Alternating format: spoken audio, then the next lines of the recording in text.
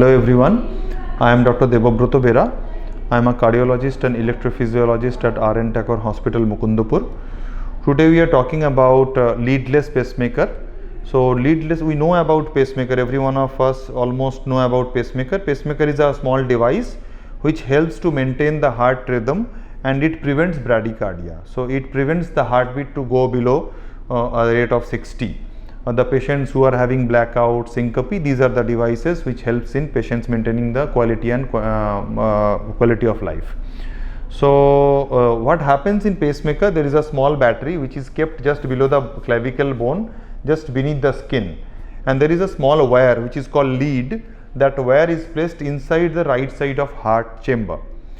Now there are very rare occasions when the vein which drains into the right heart is blocked for some reason on the right side as well as on the left side. So we do not have any access to enter the right side of the heart, hence the leads cannot be placed inside the heart.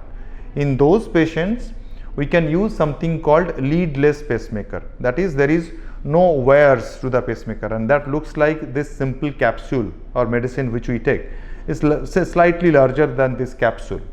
And how we do the procedure? The procedure is done under local anesthesia. Patient doesn't need to be unconscious or sedated or anesthetized. Like a simple angiogram, we take a pipe from the groin and through that pipe we implant this small capsule inside the right side of heart, and that works as a pacemaker. We call it a capsule pacemaker or a leadless pacemaker.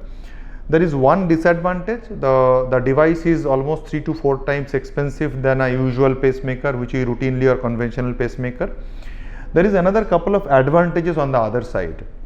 One thing, in rare situations when the patients have an infection on the right side or infection on the left side, we cannot implant anything on these two sides. In those cases also, this capsule pacemaker and leadless pacemaker can work as a bailout procedure.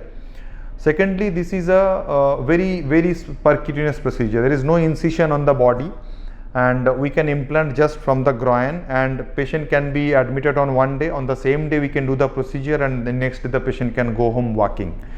There is another advantage because there are no leads on the right or left side, there is no wires as such, so there is no restriction of hand movement in contrast to the usual or conventional pacemakers.